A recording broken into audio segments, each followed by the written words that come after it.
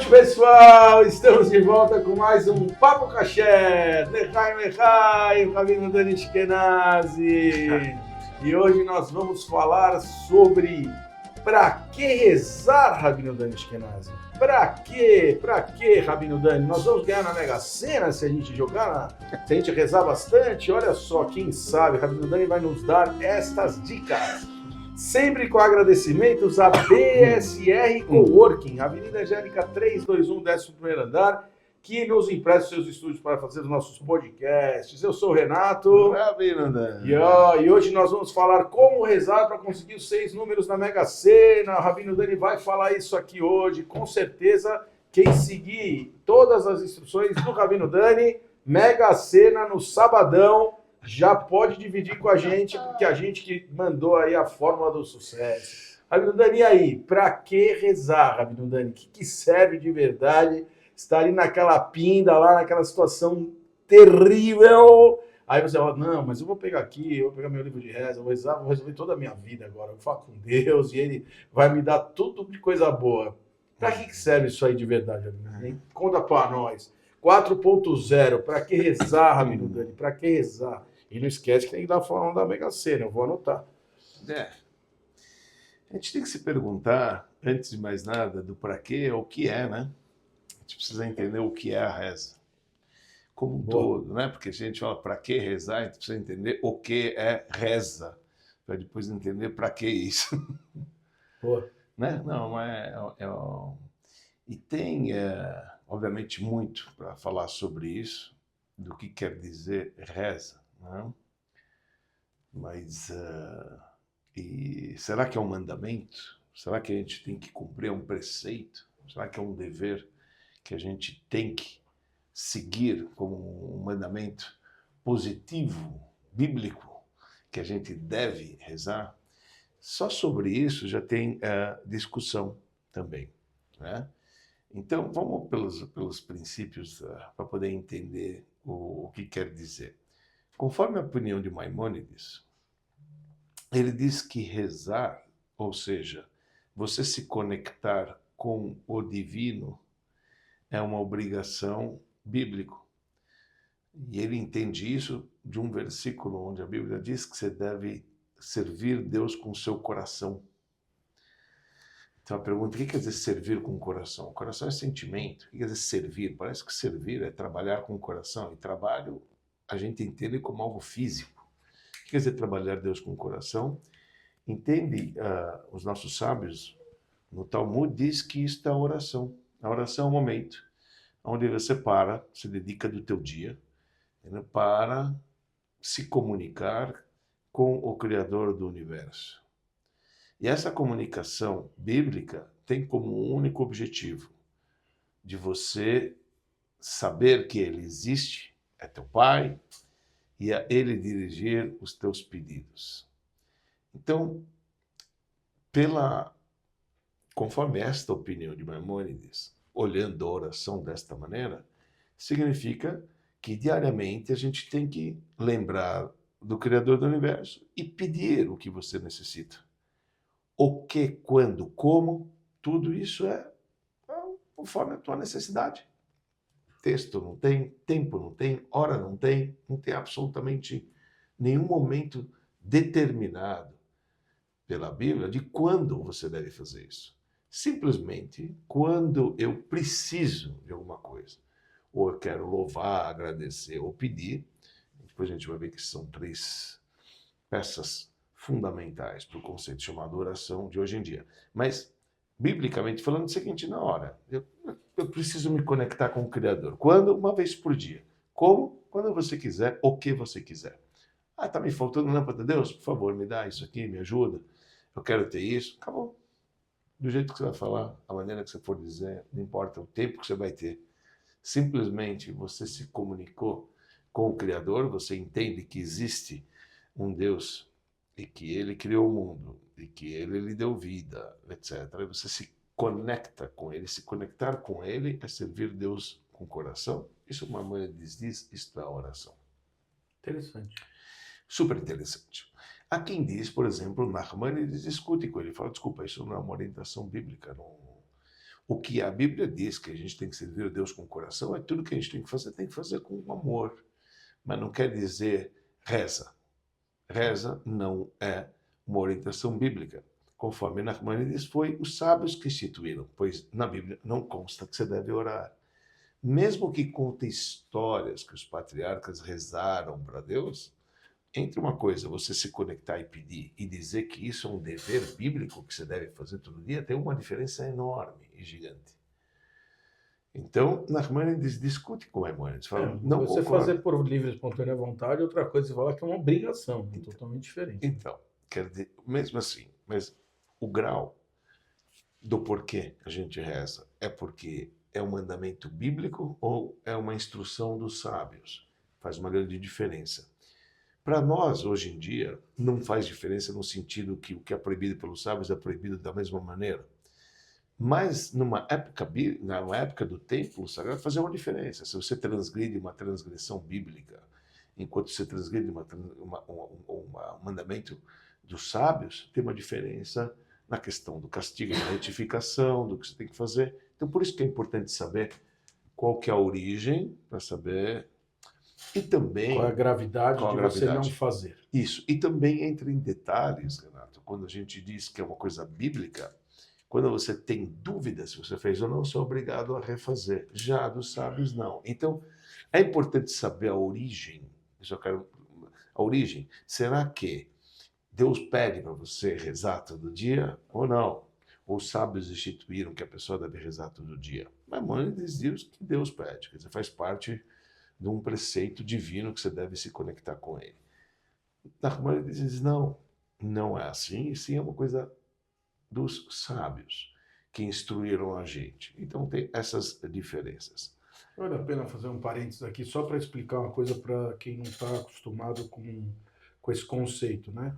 Porque na Bíblia está escrito, na Torá está escrito que as coisas, o que não tem uma decisão, se os sábios decidirem, assim está decidido, né? Numa época distinta que aqueles sábios estavam ali e tinham essa função, vamos falar assim, também não é até hoje, né? Porque hoje já não tem mais essas instituições dos sábios, né? Os sábios já não existem mais, entre aspas, né? Explica um pouco disso, só para a pessoa entender o que quer dizer esse negócio que o sábio mandou, que a Torá mandou. Tá bom. O que exatamente quer dizer isso? Porque tem gente que vai falar aqui, o sábio mandou aqui. Manda mais que a Bíblia? Manda mais que a Torá? Quer dizer, não dá para entender. Você falou uma coisa bem, e a gente precisa abordar isso também. É assim. Você tem 613 mandamentos bíblicos, descritos, claros, como é que você tem que fazer. E sobre essa contagem, esse número também, o que entra na contagem, o que não entra na contagem, tem várias regras. Como a gente está vendo aqui, se o Maimônides numera que a reza é um bíblico, Nachmanides diz que não. Então, você tem os mandamentos que estão explicitamente escritos, etc. Agora, você tem o que cada tribunal e tribunal de sua época, quando era o STF da sua época, principalmente quando regia os dois templos em Jerusalém, onde realmente tinha um Supremo Tribunal dos Sábios, denominado de Sanédrio, ou Sanedrim, né, que era composto de 71 sábios, etc., o grande Sanédrio. Então, eles determinavam leis que eram pertinentes à época deles. Agora, sozinhos eles têm esse poder? Não. Então, é um versículo bíblico, quer dizer, em Deuteronômio. Então, Moisés está falando o seguinte para aquela nação que está entrando em Israel: olha, quando vocês chegarem à terra de Israel, sigam que vão orientar os seus mestres daquela geração. Quer dizer, o próprio Moisés, ele sabe que ele vai morrer dentro de alguns dias, os últimos 36 dias da vida de Moisés, Deuteronômio, o livro inteiro, o 5º livro da Torá, que a gente chama, e ele de repente instrui aquela geração que está entrando em Israel, fala o seguinte: vocês vão entrar lá e vocês precisam seguir aquilo que os seus rabinos vão dizer, aquilo que eles vão orientar. A gente tem que entender o seguinte... A Torá também explica como era para montar esse Sanedrim, né? Sim. Como era para montar, tem que seguir a maioria das opiniões. Está tudo escrito na Torá. Versículos claramente escritos. Você precisa seguir a orientação. É isso que eu queria que você falasse. Isso é importante saber, porque às vezes você pensa, os rabinos inventaram. Não. Isso. Os rabinos não inventaram, porque são o próprio e não é rabinos, era o Sanedrim daquele momento que estavam constituídos dentro do templo de Israel, que era quando podia ter, que depois não podia ter mais. Sim, sim. Hoje não tem mais. Hoje o que acontece? Essa figura desse tribunal que decide por toda por todos, a comunidade. Por toda a comunidade não tem. Isso, Hoje não exato. temos. Mas existem os rabinos da sua época. A gente tem que entender que a gente sai da crença que as orientações bíblicas, as orientações da Torá é eterno. Isso é eterno para todas as ocasiões. Acontece aquilo que muitos podem perguntar. E falou o seguinte: desculpa muito, por que você não pega o elevador no sábado? Afinal de contas, não tinha eletricidade. Deus não proibiu eletricidade. São perguntas clássicas, né? Por que você chega à conclusão que não pode cozinhar no micro-ondas? Micro-ondas não é fogo ainda. Sim. São perguntas super pertinentes a cada geração em geração, que você precisa seguir as normas de interpretação dos versículos desde outrora para saber como resolver o problema atual. Isso quem faz são os sábios, os líderes da geração, de cada geração em geração. Uma vez que tinha o Sanedro, era uma orientação única e exclusiva para todos. Isso. Hoje nós não temos, por isso tem linhas. Esses falam assim, aqueles falam assado, você segue essa opinião, mas ambos têm que ter basamento, tem que ter completamente, seguir todas as regras das interpretações. Eu posso falar uma coisa que a gente já falou aqui um dia? Você contou essa historinha, que o marido e a mulher foram falar com o rabino, e tinha um auxiliar do lado dele. E o marido chegou pro rabino, contou a história dele, falou: olha, você tem razão.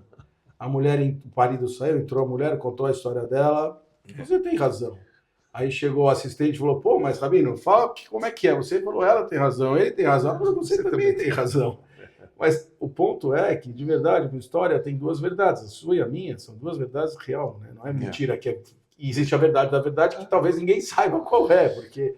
Então, eu só estou falando isso porque hoje também tem isso. Ah, mas o rabino tal falou que sim, o rabino tal falou que não. Não é. Os dois estão certos, não tem um errado. Todo mundo está seguindo a Torá, só que esse acredita que desse jeito. A interpretação dele ou é mais leniente ou ela é mais rigorosa. É a base do Talmud. O Talmud é composto só de discussões. Só. Isso. Um ovo que nasceu no dia da festa. Pode comer ou não pode comer? Beit Shammai fala que pode comer, Beit Hillel fala que não pode comer. E aí começam todas as discussões. De onde eles chegaram isso? Pô, eu nem vi. Onde está escrito na Bíblia que nasce um ovo? Não, mas olha, de onde vem isso? Qual que é a origem disso? Então, o Talmud inteiro são discussões entre os sábios durante todas as gerações, mas na época do Talmud, eles ainda determinaram a lei é com fulano, a lei é com ciclano. Mas, de novo, porque não que as aí ideias tinha estão um tribunal que representava toda a comunidade do mundo inteiro naquele momento. Dos judeus da época. Seja onde era o mundo inteiro, Sim, que né, não existia América na época, enfim, estava lá no mundo inteiro. E assim, eles determinavam e assim todo mundo seguia. Sim, determinou, não tinha acabou. dúvida. As outras Hoje... opiniões são válidas também, porque interpretaram de acordo, mas não é a que prevaleceu. Na hora de um veredito, você precisa dar um caminho, amigo. Você não pode chegar falando, vocês dois têm razão. Aí você não chega a paz em nenhum lugar. Então você precisa dar um veredito. Então o veredito ele era dado pelo Supremo Tribunal. Eu quis trazer isso, porque você está trazendo isso para explicar se a reza era um preceito bíblico ou se a reza era determinada pelos sábios. E muita gente vai... Por isso que eu queria trazer isso tudo. Importante isso. Porque a pessoa fala determinado pelos sábios, então não tem que fazer. Sim. Quem está assistindo a gente, quer dizer, tem que entender exatamente o que isso quer dizer para poder entender. Principalmente no caso da oração, que aqui a gente vai dizer, foi determinada pelos sábios, né? Dos 120 sábios que estavam entre o primeiro templo e o segundo templo, logo no início do segundo templo. Pra você imaginar, estamos falando aqui que a oração, da maneira que nós temos com as bênçãos, etc., a estrutura dela começou a surgir há 2.350 anos atrás. Só. Só 2.350. Quer dizer, antes disso, não tinha texto. A oração é o seguinte, você precisa falar com Deus, você fala com Deus. Fala, obrigado, Senhor, obrigado, isso aqui, bota aqui, acabou. Entendeu? As oferendas que eram trazidas no templo eram assim que se servia a Deus. Mas, depois, nesse período da destruição do primeiro templo, quando foi reconstruído o segundo templo, existiu um grupo de sábios, que eram chamados Anshei Knesset Agdolah. Era um grupo de sábios composto de 120 pessoas. Entre eles tinha Esdra, Nehemia, Daniel, Mordecai da época de Esther. Então eram 120 sábios. Que isso levou até a época de Shimon HaTzadik, que ele era um dos últimos que demorou, conforme a opinião demorou 52 anos, outra opinião fala que demorou 200 anos, depende de como você conta tudo. Então, eles que montaram a estrutura das bênçãos das orações que nós temos hoje. E, obviamente, depois foi agregado versículos aqui, preparo, etc. Lá. Então, o que eu estou falando é o seguinte, oração, conforme a opinião de Maimônides, bíblico, não tinha tempo, não tinha texto, não tinha nada. É você com Deus todo dia, você tem que falar, você tem que se comunicar com o Eterno, ponto. Pelo menos uma vez por dia. Uma vez por dia. É isso que você falou aqui. Sem hora, sem determinação. Uma vez por dia, falou com Deus, se conectou. Meu Deus, beleza, obrigado por tudo, Shalom. Se precisar de alguma coisa, te falo. Acabou, isso aqui era reza. Alguma coisa, te falo. Não, entendeu? Isso aqui era reza. Mas qualquer coisa eu te ligo. Isso era reza. Você Deus quiser na tua necessidade. Você vai e pede para o Criador do Universo. Agora, quando a gente diz, conforme o Nachmanides diz, que não, a instrução rabínica, aí começou a ter 3 vezes ao dia, 2 vezes no mínimo, 3ª vez ao dia, o texto começou a entrar, aí começou todas as regras. A oração precisa ser algo que inclui, primeiro, você tem que ter louvor, pedido e agradecimento. Quer dizer, no texto da reza tem que ter louvor. Mas eu acho isso muito interessante, porque isso segue a regra da vida natural. Vamos só... Desculpa, tá? Que eu estou me metendo no meio da história. Estamos falando mas sobre reza. É uma coisa... Eu acho interessante legal, esse programa, que a gente está muito. falando dos primórdios da oração. Muito. Por isso que eu achei importante, achei legal trazer esse tema. Porque o que acontece? Quando você tem um filho, teu filho, que vai, ou quando você foi filho, porque aqui todo mundo no mínimo foi filho, pode até não ter filho, mas foi filho. Pode ser pai. Que você ia pedir alguma coisa para seu pai, para sua mãe, você ia lá e fazia o quê? Mãe, você é o máximo, eu te amo, pô, o quê? Aí você falava, me dá chocolate. Aí ia dar chocolate. Você só vem falar que eu sou uma boa mãe para pedir chocolate. Aí ela te dava o chocolate. Aí o que ela perguntava? Falava, o que fala agora? Obrigado, te amo. Obrigado, te amo. Então, quer dizer, na verdade, essa regra da reza, ela é 100% igual à regra da vida. É a regra da vida. É a regra da vida. Você vai pedir alguma coisa para alguém, enaltece primeiro o cara. Isso, dá uma passeia de mão. Aí depois fala obrigado. Depois agradece. Então, oração, para ser chamada de oração dos sábios, instrução precisa ter... Dos sábios para frente. Da orientação dos sábios, eles estruturaram a reza para ser chamada de reza isso. Agora, qual que é a ideia, de novo, da reza? A ideia da reza tem como princípio, entendeu, de conectar o criado com o Criador. Quer dizer, o início de toda esse elo que tem entre o filho e o pai, que você está falando, o filho e o pai. Então, essa é a importância da reza. Agora, a reza é comparada também com uma escada. É chamada escada, literalmente, que une você, o ser humano material, com o Criador do Universo. Apesar que essa união é complexa, porque ela é oposta uma da outra. Quer dizer, você está querendo falar com o espírito para pedir matéria. Para pensar. É um negócio meio complexo aqui, né? Sim. É um negócio meio doido isso aqui, mas é real. Quer dizer, minhas necessidades, então eu tenho que falar com meu Pai Celestial, as minhas necessidades. Calma aí. Eu tenho que me conectar com o lado espiritual para poder pedir matéria. É verdade isso, quer dizer, tem esse paradoxo. Por quê? Por que você está pedindo coisas materiais? Você vive, tua alma vive dentro de um corpo, o corpo ele é material dentro de um mundo físico e você tem as tuas necessidades.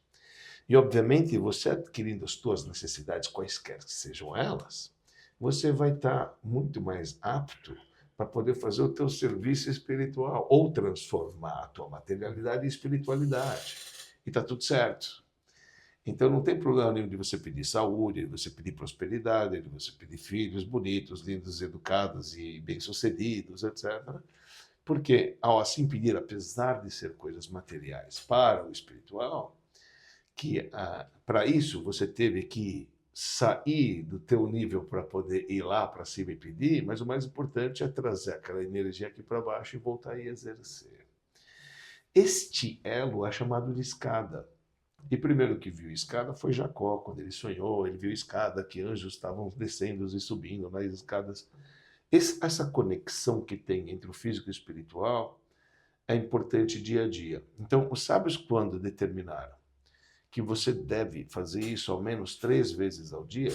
É verdade que eles, ao mesmo tempo, estavam instituindo estas orações no local das oferendas trazidas no templo sagrado, porque assim se servia a Deus. Servir Deus era através das oferendas no templo. E iniciava-se com um cordeiro de manhã, primeiro, que era ofertado, e um cordeiro no fim da tarde. Então, já que você já tem a oração matinal e a oração vespertina, que é a oração da tarde. E os órgãos dessa oferenda queimava durante a noite, aí já tem a oração da noite. Ponto. Os sábios dizem também que cada um dos patriarcas, lá para trás ainda, eles também, cada um instituiu uma oração. Então está escrito que Abraão levantou de manhã, ele lançou a oração matutina. Está escrito que Isaac foi à tarde ao campo orar, ele rezou a oração da tarde. Jacó dormiu e agradeceu a Deus, quão grande é esse local. Ele instituiu a oração da noite. E é óbvio que nós não estamos falando oração como a gente faz hoje em dia, dos 18. E sim, não abriram o livro para rezar. Né, não tinha, quer dizer, não tinha esses 18 bênçãos, etc. Lá. E sim que eles se conectaram com o Criador. Então, os sábios também falaram, olha, por isso que nós estamos fazendo oração de manhã, tarde e noite, para você ter tanto a analogia do templo que se servia a Deus, porque a oração entrou no local de como servíamos Deus no templo, tá? E também como se conectar com os patriarcas, que cada um, consta na Bíblia, que se conectou com o Criador de uma maneira explícita nos versículos. Abraão de manhã, Isaac à tarde e Jacó à noite. Então, puxa, legal. Então, os sábios instituíram 3 vezes ao dia, você deve procurar se conectar, etc. Inclusive, aqui é bom falar, por exemplo, o primeiro Rebbe, ele traz no Código de Leis dele, quando ele explica sobre a leis da oração, diz que a mulher basta de manhã e à tarde, não precisa de noite. Porque originalmente a oração da noite, quando os sábios instituíram, era somente opcional. A da noite? A da noite. As 2 primeiras eram obrigação, porque os cordeiros eram de manhã e à tarde, não tinha cordeiro de noite. Mas já que queimava de noite, então, hoje em dia, os sábios falam, não, hoje já não é opcional, mas a mulher não tem obrigação de fazer. Então, de novo, se você sai, que é uma obrigação que é bíblico, está certo? E que não depende do tempo, né? Pela Bíblia, não depende do tempo, que a gente falou antes, todo mundo tem obrigação em cumprir, inclusive a mulher. Todo preceito bíblico que depende de um tempo para ser cumprido, sim, a mulher está isenta. Eu ia te provocar para você trazer esse comentário, porque quando você falou, a mulher não precisava, já também tem gente falando, tá vendo, a mulher não vai fazer nada. Eu só estou poupando a mulher, não é? Se ela quiser, ela pode rezar. Sim. Definitivamente, ela pode rezar as 3 orações, ela não precisa. E a gente já falou isso em episódios passados, que o fato dela não precisar, porque ela é princesa. Então é ridículo ela precisa falar, mas eu quero lavar a latrina do palácio. Isso é serviço de servo, não é serviço de princesa. Então a Torá sempre poupa a mulher, porque a Torá entende que a mulher tem a maior de todas as obrigações, que é a mais sagrada de todos os mandamentos, que é educar os filhos e a continuidade do povo judeu. Filho de uma mulher judia é judia. É judeu a criança, e não o contrário. Então, quem preserva o judaísmo é a mulher. Então, Deus entende que a mulher está isenta de muitas coisas para servi-lo, porque ela tem uma tarefa maior. É engraçado, né? Que hoje em dia as mulheres reclamam, não, porque eu trabalho, sou mãe, sou isso, sou aquilo. O judaísmo faz exatamente isso. Fala, cara, tá não precisa. Relaxa um pouco, porque você precisa ser mãe mais do que tudo. Isso. E faz só o que na hora que dá. Esse negócio de hora marcada com você, não. Hora marcada com você com teus filhos. O resto, não precisa marcar a hora. Vai fazendo quando você pode, nesses horários mais alternativos. É aquilo que a gente talvez já abordou, tenho certeza já abordamos, que a inversão dos valores só complica para a mulher no relacionamento dela com seus filhos. Então, se uma mulher ela coloca a prioridade no seu trabalho e deixa a mercê a educação dos seus filhos na mão de outras pessoas, ela vai sentir no futuro, porque os filhos não dependeram muito dela. Então, isso é importante, né, da gente saber. Agora, por isso, faça qual é o teu trabalho. Não somos contra a mulher trabalhar, ao contrário, minha mulher trabalha desde o dia que eu me conheci, até hoje ela trabalha. Você está no meio período porque tinha que educar as crianças. Entendeu? Que o principal trabalho, a principal ocupação da mulher é o lar, os filhos e a educação. Enquanto a principal tarefa do homem é realmente, a principal tarefa do homem, entendeu? É bancar, sustentar, etc., para que tudo corra de acordo, para que a mulher tenha seu conforto na educação dos seus filhos e cada um tem a sua tarefa, mas tudo bem, isso aqui para lá. Deu para entender, por enquanto, o que quer dizer o conceito da oração, etc., até agora, a conexão da gente para lá e para cá, etc. Agora, vem o Hassidismo e fala uma coisa a mais. Obviamente, sempre tem que ter uma coisa a mais em toda essa ideia. A ideia é o seguinte, que a palavra tefilá, que vem da palavra oração em hebraico, a palavra tefilá, ela tem um significado. Nas obras antigas, a gente usava uma expressão de conectar. Você tinha um utensílio de barro, por exemplo. Você colocava um revestimento por fora para poder engrossar a parede dele e conectar. Isto, o ato de assim fazer, conectar o revestimento para o utensílio de barro, isso é chamado em hebraico tofel. Tofel. Então, a palavra tefilá tem a conexão de você se ligar. É uma maneira de você se ligar com o Criador. A gente falou em pedido, agora estamos falando um nível um pouquinho mais profundo, onde 3 vezes ao dia você para se conectar com Ele. Não pedir, não é pedido, não há interesses, etc. Simplesmente. Não vai correr do número da Mega Sena. Até o fim do programa tem que falar qual é a fórmula. A gente se conecta com Ele. A Tefilá é o momento em que você para poder se conectar com o Criador do Universo. Isso quer dizer, Tofel. Você reveste, você se liga e aquilo vai fazer parte daquilo que tem. Então você se conecta, é um momento de conexão. E esse momento de conexão da oração, que você para durante o dia, ou você inicia o dia assim, você termina o dia assim, com a oração de manhã ou da noite, ou durante o dia, que por isso faz que a oração da tarde ser considerada pelos nossos sábios a mais nobre importante delas, porque você tem que parar no meio do teu período para poder falar com Deus, se conectar com Deus, é um momento onde, hassidicamente falando, você, humano, para poder se conectar com o Criador do Universo.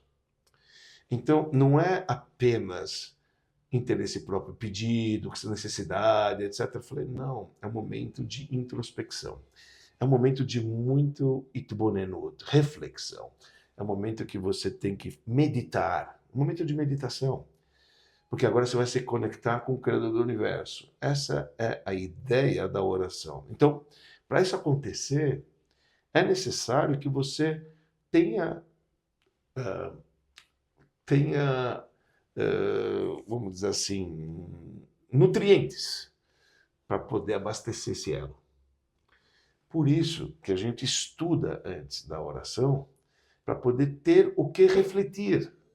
Quando você estuda, no caso, vai estudar um hassidismo, um discurso hassídico antes da oração, naquela hora você está estudando sobre a grandeza de Deus, nos mínimos detalhes, qualquer que seja o discurso que você está estudando.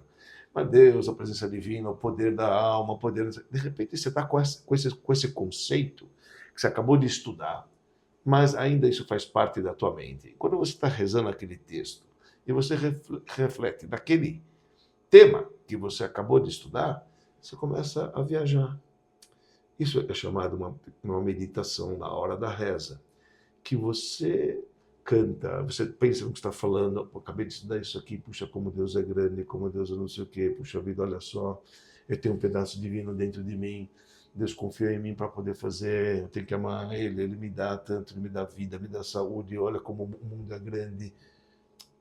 Este é o momento da oração. Então, o momento da oração, hassidicamente falando, é muito mais para você sair diferente depois dessa conexão dia a dia e depois de cada oração, além de você, a princípio, parar para entender a estrutura da reza. É incrível a estrutura da reza. Não dá nem sei quantos papos que a gente falou até agora, não dá para compreender a estrutura da reza.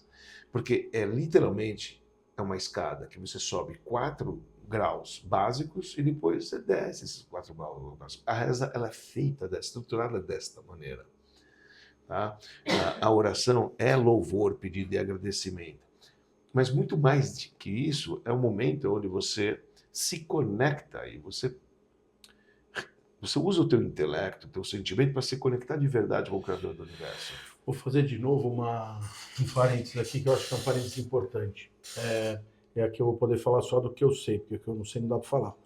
Mas no nosso livro de rezas, que foi criado para nós, né, para nós rezarmos aqui, os judeus rezam e usam lá o Sidur para fazer as suas rezas. O livro de orações. O livro de orações. Esse livro de orações, que a gente chama de Sidur, ele tem... primeiro que é muito difícil para todo mundo saber qual é a estrutura real que está lá dentro, né? Porque as pessoas teriam que estudar o livro inteiro, teriam que estudar de ponta a ponta e entender tudo que está lá dentro e tal. Entender os estágios, né? Isso. Também no judaísmo tem uma coisa que é muito importante que a gente fale, que tudo que a gente vê no judaísmo se busca uma conexão real daquilo com a Torá, com as escrituras, com o que a gente tem de verdade, seja ela escrita ou falada, não importa, mas tenta-se fazer essa conexão, seja numérica, seja literal, seja... A gente sempre, quer dizer, tudo que é construído dentro do judaísmo é construído com base em trazer os versículos, preceitos e questões que a Torá determinou, seja como lei, seja como comportamento, seja como então. Então, assim, o livro de reza judaico, muita gente me pergunta, mas vocês repetem, vocês ficam repetindo, toda vez que vocês estão repetindo, aí de idade você repete, aí do outro você repete. Cara, porque é lógico que não daria para a gente fazer 10 livros de reza diferentes, um para cada minuto do dia, não é isso. Se construiu um roteiro de ascensão para que você consiga chegar numa ascensão espiritual. E essa é a parte que eu quero falar, que cada parte do Sidur, e eu quero deixar bem claro que eu não sei quais são elas, direitinho, no detalhe, o Rabino Dani sabe todas elas, eu infelizmente não sei, também não estudei para isso, culpa minha. Mas ela vai conectando. Tem horas que conectando com a parte espiritual, tem partes conectando com a parte material, tem hora que vai te explicando por que você está aqui, por que você está pedindo, e assim ela vai te levando nessa jornada até que você chega no pedido máximo e depois você fala obrigado e vai embora para casa. Veja. Eu quis falar isso porque... Entendeu? Você falou que cresce, mas é importante entender como isso aqui está... Sim, a gente precisa realmente estudar, são coisas que você precisa estudar. Deixa eu te falar que antes dessa estrutura que os sábios Falei besteira? Não falou. Antes dessa estrutura, tá, que nós temos hoje, que é a convencional, que a gente tem hoje em dia, que é por igual praticamente a todos, com diferenças de ritos, com palavras, textos, parágrafos antes ou não, isso aqui é uma coisa à parte. Realmente, cada tribo de Israel, que são 12 tribos, tinha uma maneira de rezar diferente uma da outra, de acordo com a necessidade dela. Veja, você tinha a tribo de Zebulun, que ele era mercadante, ele saía vendia, então ele tinha a reza dele. Você tinha a tribo de Issachar, que eram os intelectuais, então os pedidos deles são diferentes. Então, o tipo de conexão que cada tribo tinha era diferente e tinha o rito deles. Quer dizer, cada um tinha a sua pegada, a sua maneira de como orar, que eles aprenderam de acordo com a necessidade dos pais que eles viviam. Assim que era. Hoje em dia, o rito que nós temos é um mix de todas elas. Porque a gente não sabe mais quem é quem. Isso é interessantíssimo.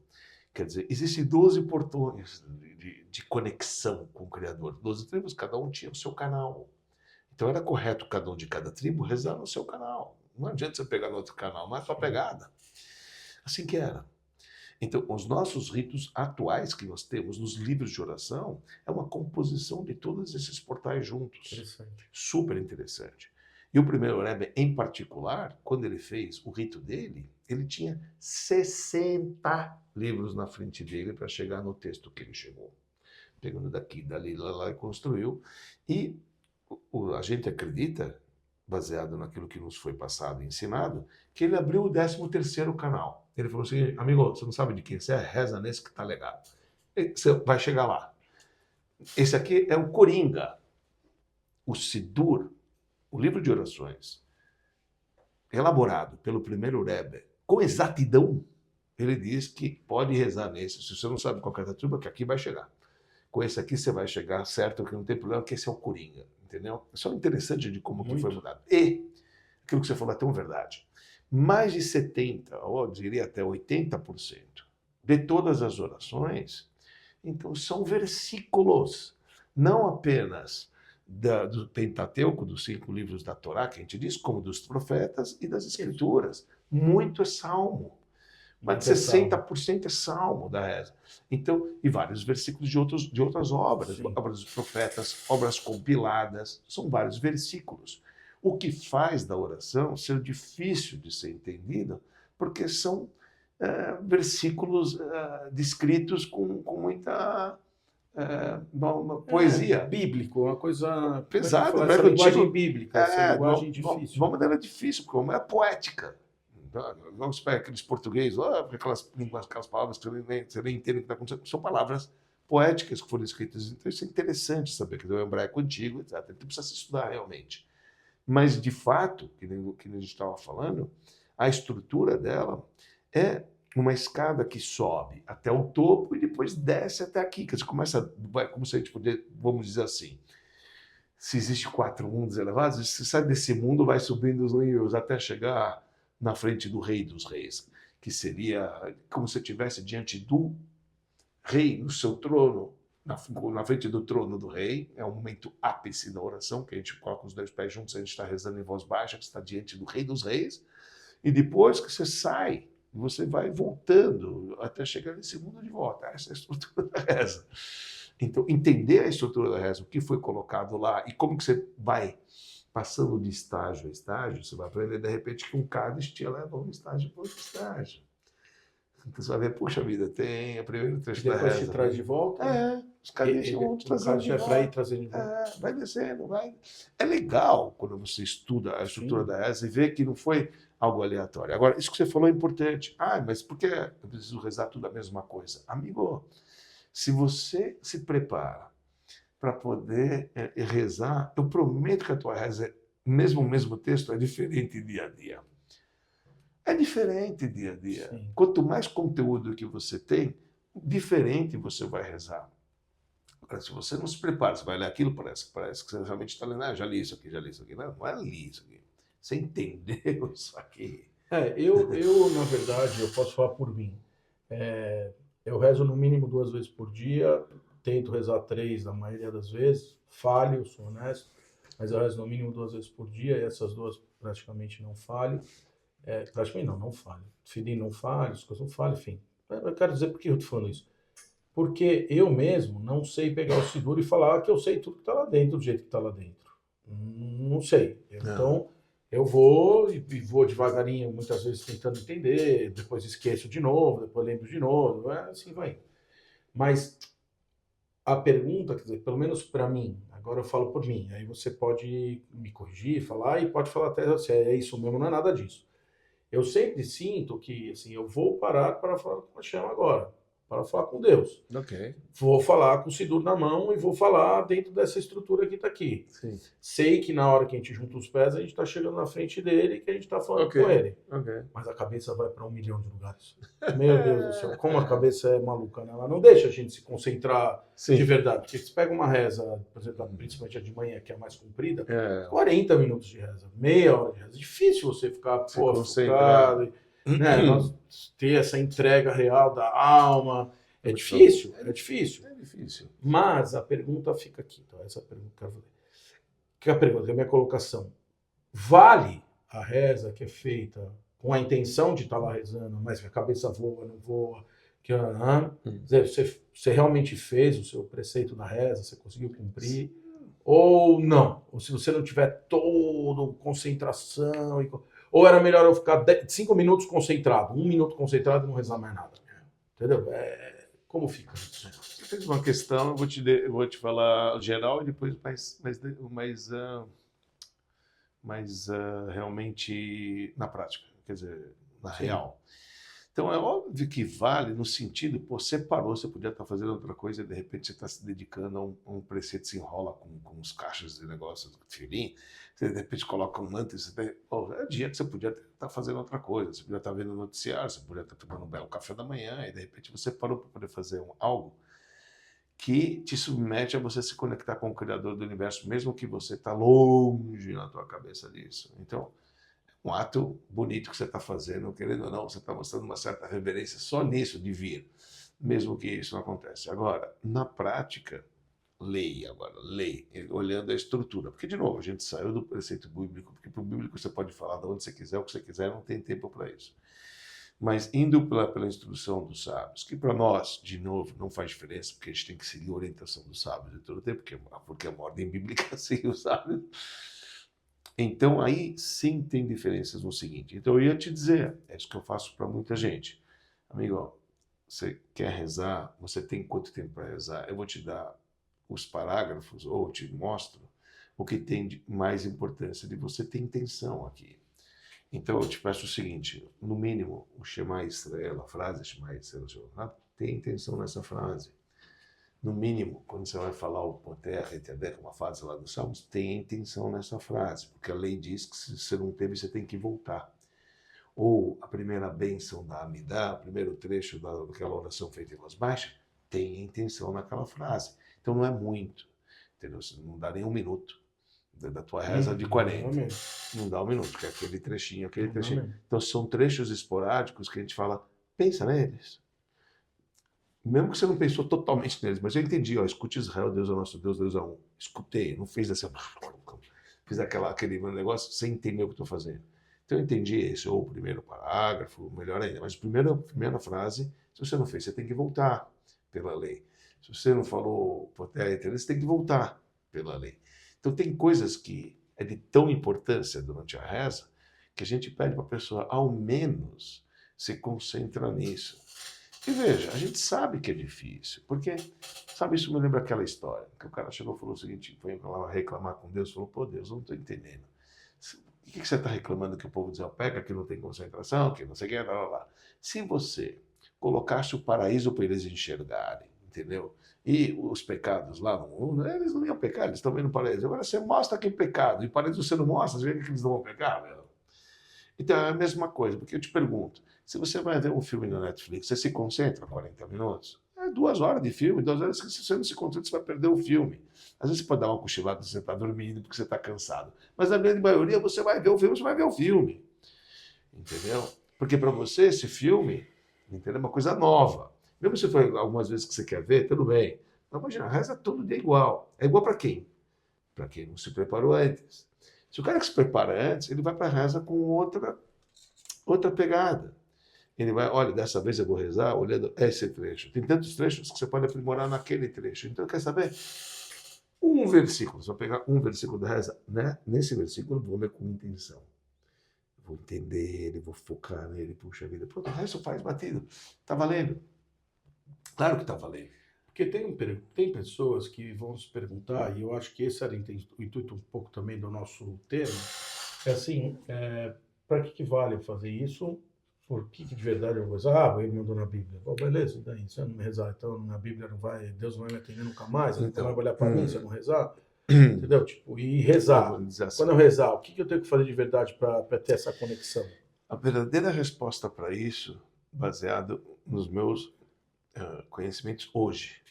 Eu sempre falo isso, porque às vezes a gente cresce, a gente muda os nossos conhecimentos. Uma vez eu já usei essa expressão aqui, é assim eu acredito. Eu acredito o seguinte, a reza, isso é super importante que eu vou falar, e é um conceito que a gente precisa explorar isso. Talvez já exploramos isso, mas aqui cabe falar. A reza não foi criada com o objetivo de você, através dela, mudar a opinião de Deus. Não. Não é que existe um Deus que fala o seguinte, se você não rezar, eu não te dou. Não. Não. Não podemos encarar a reza assim. Muitas pessoas pensam que se você não reza, você não tem. Não, não. Tem gente que não reza e tem muito mais. Então, não me vem com essa história. E esse é o que responde. É? Respondendo, então ficou tanta gente que nem reza, os caras só tem tudo, e eu só aqui rezando, Então, não tenho nada. aqui tem o core de todo esse assunto que a gente está falando agora, que eu acho que esse é o principal de tudo. Em outras palavras, a reza não vem para mudar a opinião do Criador do Universo. A reza, diz Hassidismo, por isso é importantíssimo a gente falar, diz Hassidismo, a reza vem para mim, eu, dedicar tempo do meu dia para contemplar, eu com a minha cabeça, e me conectar, e agradecer e louvar aquele que me deu a vida. E pedir E me tornar diferente. Quem muda somos nós. A reza é feita para a gente mudar, não para ele mudar. Ponto. E isso é fundamental. E isso é essencial. E as pessoas não pensam nisso.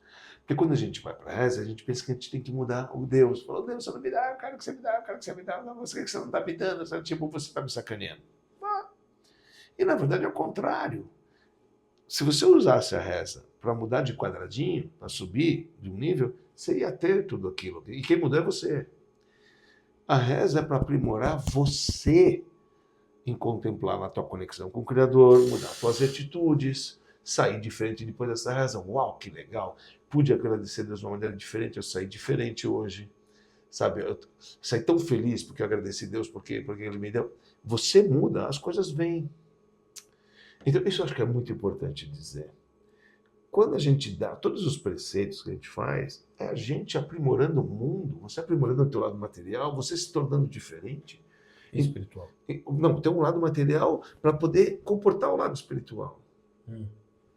Então, Teu lado material, sim, você, seu corpo. Eu digo, por exemplo, você parou, você rezou. Estou rezando, Sim, estou de pé, estou rezando, estou colocando filho. Então, você está dedicando o teu tempo, o teu espaço, tua vida física, entendeu? Para poder se conectar com o espiritual, para você estar mais apto para poder receber as bênçãos do espiritual.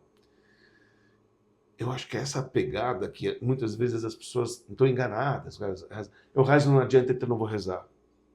Não, porque você não está encarando a reza como o principal dela. O principal da reza é você mudar. E se você muda com a reza, estou te falando aqui, para isso você precisa estudar o que é uma reza, encarar a reza, refletir, meditar numa reza e sair de outro. Você guarda teus filhos durante o dia de manhã e fala, que legal, cara. Ali você já se sente melhor. Se a gente encarasse a reza dessa maneira, as coisas iam ser diferentes. Então, você não dá caridade para poder comprar Deus e falar, se você não dá caridade, então Deus não vai te dar isso. Está errado pensar assim. Tudo que a gente faz é para a gente aprimorar, a gente melhorar. Eu melhorei? Então as coisas vêm diferentes para você. Isso é um conceito. Isso é um monte de coisa aqui muito interessante. Você está entendendo o que eu estou falando? É profundo isso, mas é real. Sim. Isso que eu penso hoje, ok? Sim. É a minha opinião, o que eu estou pensando, baseado nos meus estudos. Você tem que mudar. A reza é feita para dedicar tempo do meu dia, para eu sair diferente. Sim. Não para mim ficar enchendo o saco de Deus do que ele precisa me dar. Você faz os teus pedidos, mas faça alguma coisa, eu saio diferente. Hoje eu estou mais conectado contigo. Refletir nesse assunto, que bacana, agradecer você nesse aspecto, eu me sinto melhor. Então as coisas vão fluir. Estou juntando um monte de coisa aqui que a gente já falou aqui, mas vou trazer aqui um negócio muito interessante. Eu falo uma frase o tempo inteiro, e eu falo isso de verdade muitas vezes durante a minha vida, eu já falei centenas de vezes, e é centenas mesmo. Eu falo para as pessoas, você quer mudar alguma coisa, você tem que mudar alguma coisa. Se você não mudar nada, nada vai mudar. Porque as pessoas falam, eu quero ganhar, aquela brincadeira, você quer ganhar na Mega Sena, mas você jogou? Porque se você não jogar, então assim, o cara quer não jogar e ganhar. E não tem como não jogar e ganhar, não vai vir. Então, quando você quer um resultado diferente de alguma coisa, quando você quer ganhar alguma coisa, quando você quer mudar, quando você tem um resultado determinado para uma certa ação que você faz, se você de fato quiser ter um resultado diferente, não faça a mesma coisa, porque a mesma coisa só te dá aquele resultado. Não, isso. Então, você trouxe essa questão de que a reza, ela tem o intuito de fazer você mudar. Isso. Beleza. Se aprimorar. Se aprimorar. Mas agora eu vou mais um lugar que me veio aqui na cabeça. Uma vez você falou para mim, se um dia você vai numa reunião, inclusive falei isso esses dias atrás, alguém gostou muito de ouvir. Ele falou, faz uma abraha com uma água, pede uma água. Faz uma abraha porque você traz a divindade para você, faz a bênção que você traz a divindade para você, e ali na reunião você vai ter uma ajuda do teu lado. E aí me veio uma cena aqui um pouco de que quando você reza, e aqui eu vou dividir em dois pontos. O primeiro ponto é que a gente fala, outro dia você falou, quando você fica com raiva, significa que você é ateu, que você não acredita em Deus. Uma coisa assim a gente falou aqui no programa. Sim, a gente falou naquele momento que você tem... Naquele momento você está nervoso, quando você fica com nervo, quando você fica nervoso, significa que você esqueceu que Deus está providenciando tudo, perdeu a providência divina. Exato. Esqueceu que Deus permitiu que isso acontecesse. Exato. E aí, o que está me vindo aqui na cabeça é que quando a pessoa reza, é mais ou menos a cena, e aqui eu vou dividir, de você ter um guarda-costas que anda do teu lado. Se você tiver um guarda-costas que anda do teu lado, você fica mais tranquilo de andar no meio dos lugares perigosos. Você tem um guarda-costas, você não está sozinho, você não está andando ali à toa, você está andando em qualquer lugar que você vá, o cara está ali atrás. E se o cara está ali atrás, também não significa que você precisa se pôr nos lugares mais perigosos do mundo, porque não é isso. Porque, estou ali atrás, então, vou para toda a guerra e seja o que Deus quiser. Também não é isso. Você, não precisa, você pode comprar suas brigas, né? Eu ouvi essa frase esses dias, você pode comprar suas brigas, eu gostei muito disso. Mas o que eu quero dizer aqui é o seguinte: se rezar é você fazer uma mudança em você mesmo todos os dias, talvez, aqui que vem esse ponto, talvez essa mudança que você tem que fazer é lembrar a todo momento que Deus está ao teu lado. E lembrar a todo momento que Ele está atrás de você. E lembrar que você tem que, se você quer fazer um resultado diferente, você tem que fazer alguma coisa diferente. Mas Ele está aqui. Ele não saiu daqui. Porque quando você esquece disso, é que aí você se põe no risco. Porque aí você se soltou. Você está à mercê e você vai para a guerra sozinho. Você perdeu o seu guarda-costas. Lógico que não perdeu, que a Shem está sempre com a gente, mas do mesmo jeito que você falou para mim, pede água e reza, porque a divindade vem, a verdade é que se você está todo momento do lado dele, essa energia perto de você é maior. Então, fiz essa conexão de tudo isso que você está falando aqui. De que o fato de que quando você reza, é para você mudar alguma coisa, talvez a maior mudança que você pode fazer são duas. A primeira, botar Deus do teu lado e lembrar que Ele sempre está ali. Segundo, saber que você tem um guarda-costas quando você toma as suas atitudes. Então, vai. Você tem que... Porque se você fizer continuar fazendo a mesma coisa, não vai mudar. Mas aí você vai ter que ter o guts, você vai ter que ter a força de fazer e saber que você tem um guarda-costas junto com você. Mas eu saí daqui, fiz ali, também deu errado. Sim, porque pode acontecer. Não é assim que funciona. Às vezes você tomou uma decisão errada, às vezes não era ali, às vezes era aqui, você foi para lá. Então tudo bem, você escolheu, o Waze te mandou para cá e você pegou trânsito, mas às vezes você fosse para lá, talvez não tinha. Mas você foi aqui, então tudo bem, então você vai mudar daqui para cá. Mas aí Deus saiu do meu lado. Não, Ele continua ali. Você decidiu ir para cá, você errou, tudo bem. Deus está do teu lado, roda para cá de novo, vamos para outro lado também de novo, entendeu? Então eu acho que no fim da história, assim, para mim, tá ficando na minha cabeça que essa mudança que você está propondo aqui, cara, se você muda, você está mudando, você tem que mudar você mesmo, porque o que você falou, você não vai falar, Deus, agora muda tudo, me dá os 6 números da Mega Sena. Você tem que jogar. Tem que fazer. Tudo você tem que jogar. Não diferente. Tudo na vida material assim, espiritual também. Então, você vai... Sabe, você precisa trabalhar. É a mesma coisa aqui. Você quer alcançar níveis elevados cada vez mais, você precisa ralar, estudar, entender, etc. Eu acho que tem mais um ponto importante na oração que eu queria... Eu acho o seguinte, existe uma diferença super interessante que eu estudei esse ano, que eu estava...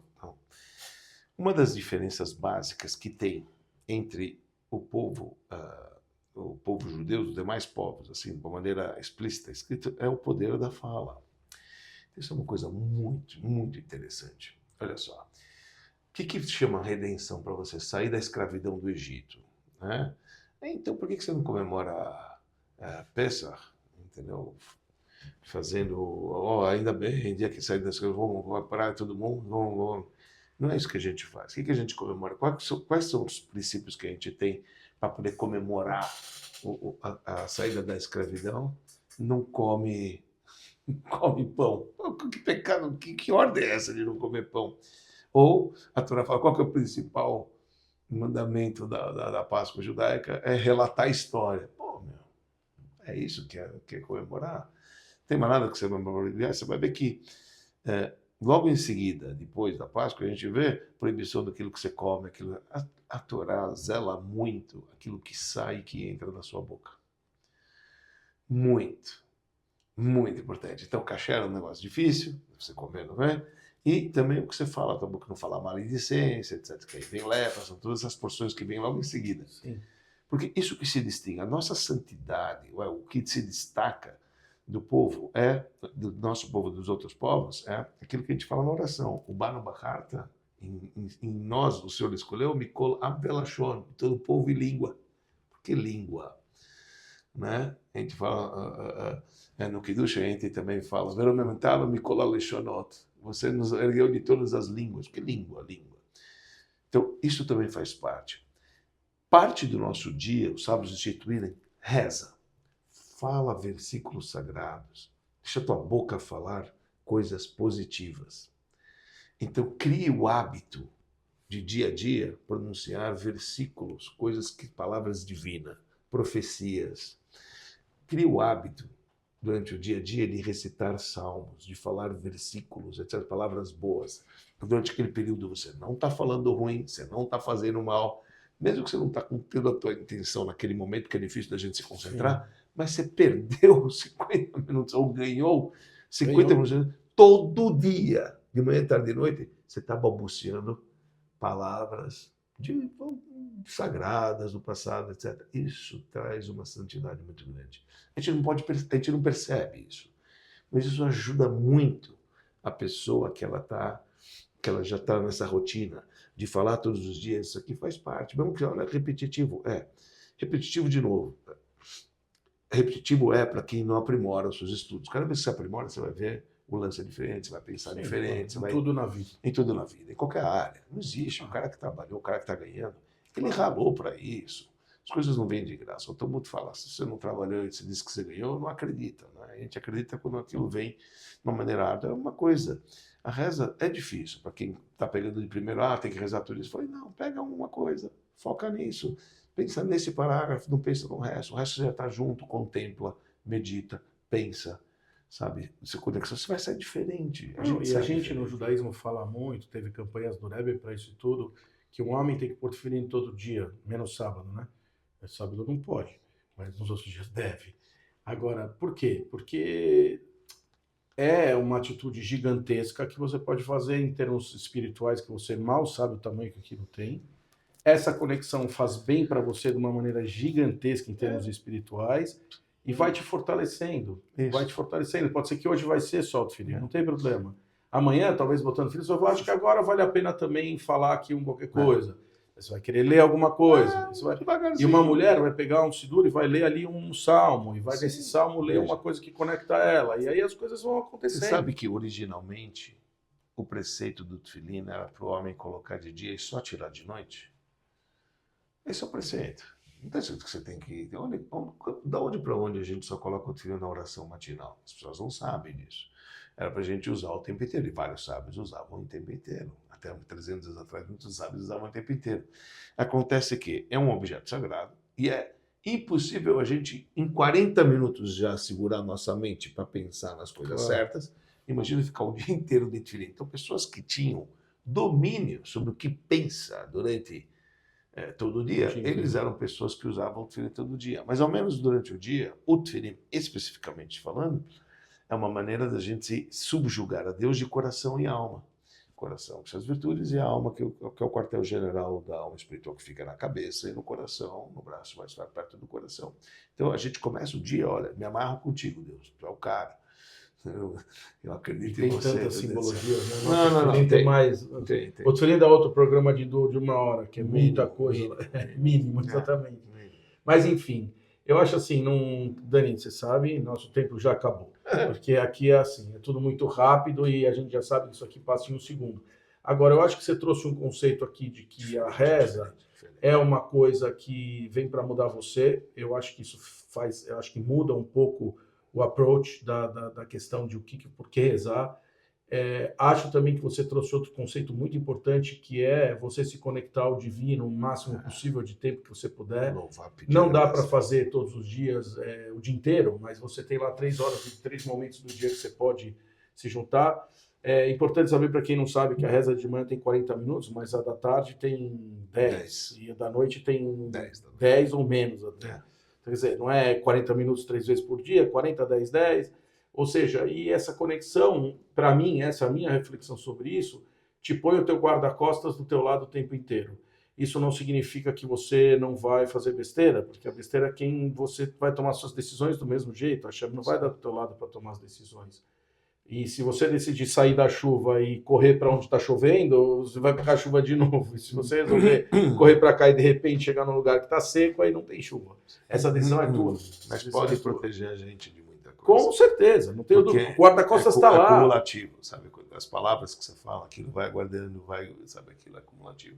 E principalmente saber que você pode se conectar, obviamente, com o Criador, dependência que você tem de pai para o filho, e saber que a gente precisa louvar, pedir e agradecer, que é o conceito básico de toda oração. Eu ia fechar com isso, que a estrutura foi feita com esse louvar, pedir e agradecer, porque, na verdade, para mim também fica muito claro, esse é o jeito que o ser humano atua. Eles não inventaram nada novo, eles só falaram, faz do jeito que você faz sempre.